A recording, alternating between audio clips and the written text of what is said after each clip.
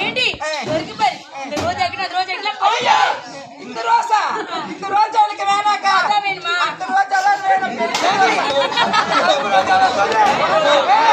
அந்த கருப்பு ரோஜா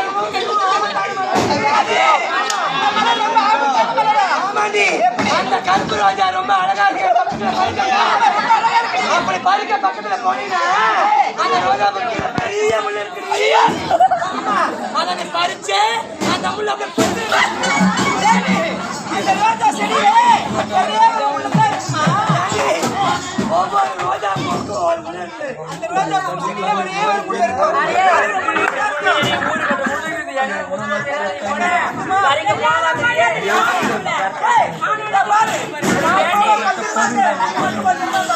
எல்லா மலரும் பதில் சொல்லிட்டு அது என்னடி ஓரமா ஒட்டு கட்டிட்டு இருக்குது எல்லா மலரும்